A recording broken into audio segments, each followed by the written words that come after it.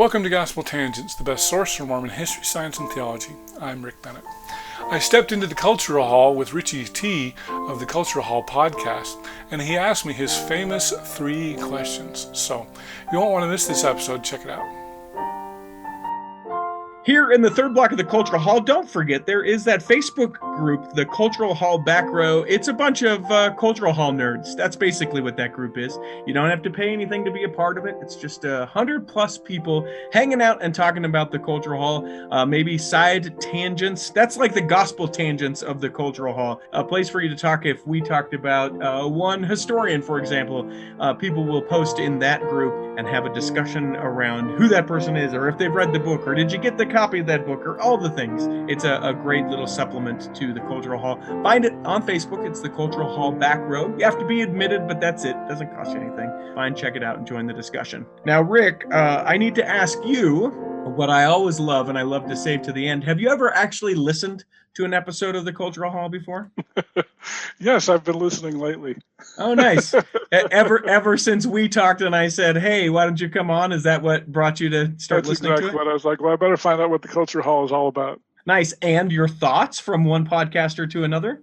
So it's interesting. You guys, you're very you have much more variety than I do. I'm strictly Mormon history, science, and theology, and you do more news and current events and that sort of a thing. So so that's been kind of interesting to check it out. Yeah. So we've been around. I think you started Gospel Tangents in 2011, not the podcast, but that was some sort of project with your kid, as I gleaned from the internet. Yeah. So so my kids were very young.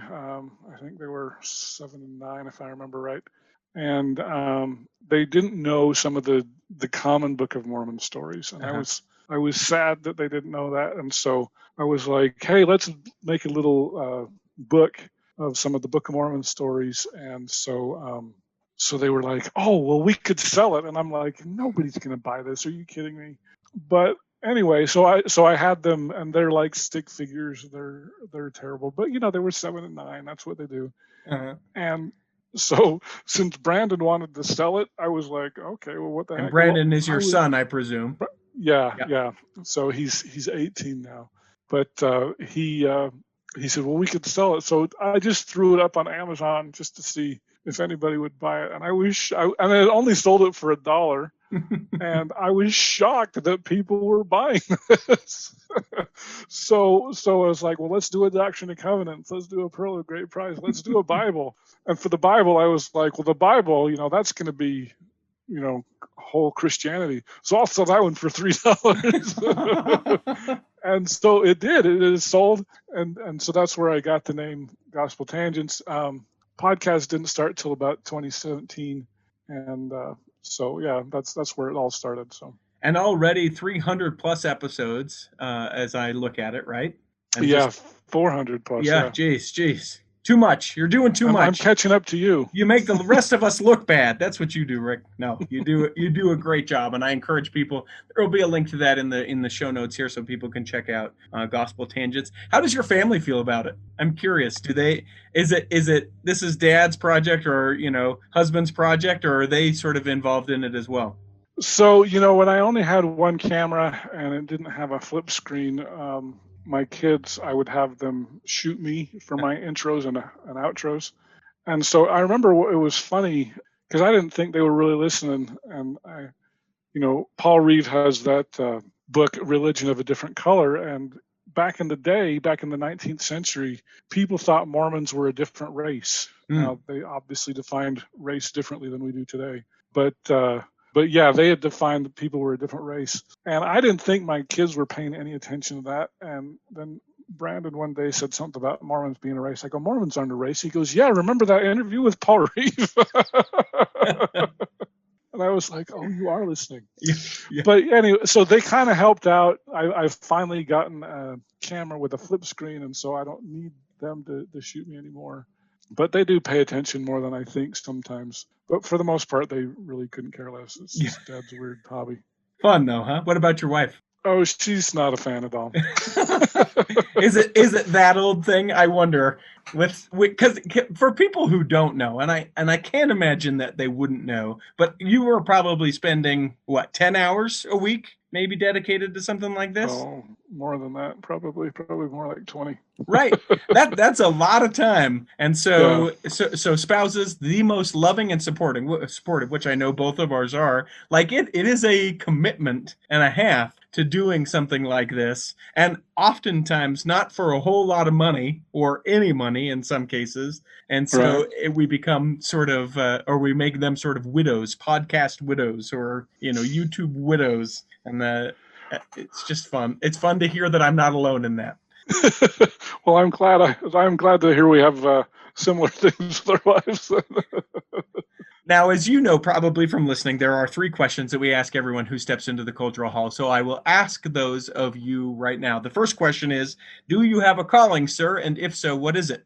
Yes, I am I don't know the official title, but I do family history in my ward. Mm-hmm. I'm kind of a family history coordinator, and it's family history, church history. They're pretty related, so I love it. Yeah. Do you have your 4 generations back or whatever that thing was that we tried to do years ago? Yeah, so it's been a little harder with my dad. I do have 4 generations on his side, but that's about where it stops. I'm stuck in Philadelphia. I can't get out of Philadelphia. Don't know what happened. I found a bankruptcy record for Abel Bennett in 1767 or something, and I can't get beyond that. So. You know what that means, don't you?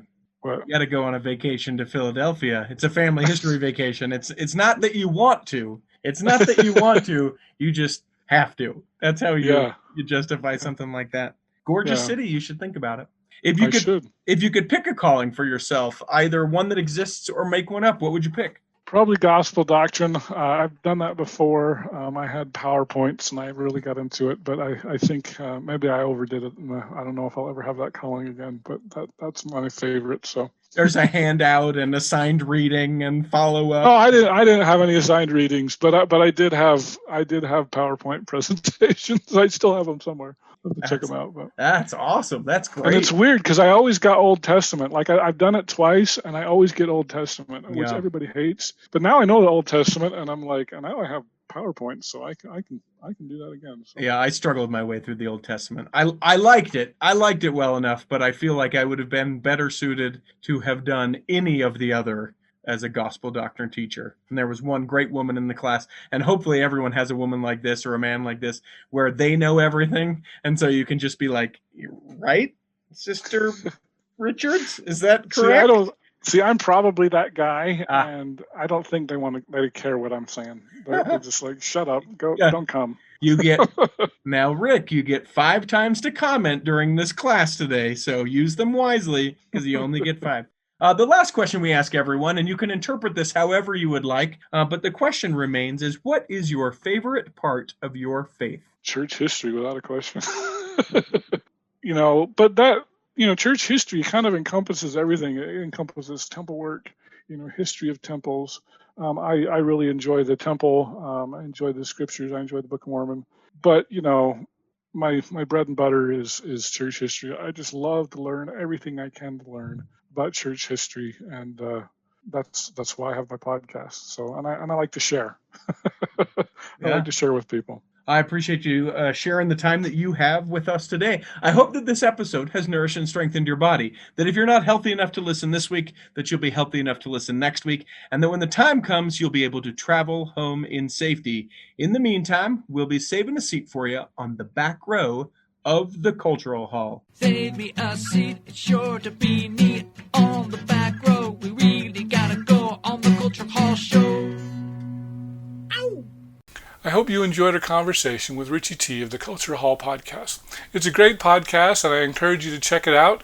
Richie T is a great friend, and definitely encourage, hopefully you'll continue to support both our podcasts, the Cultural Hall as well as Gospel Tangents.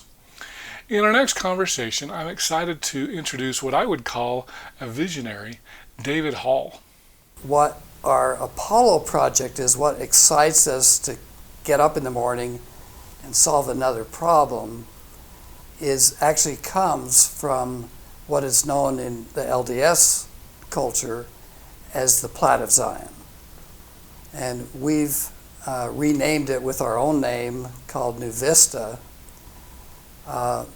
But there's so many problems to get a New Vista running that we never run out of issues.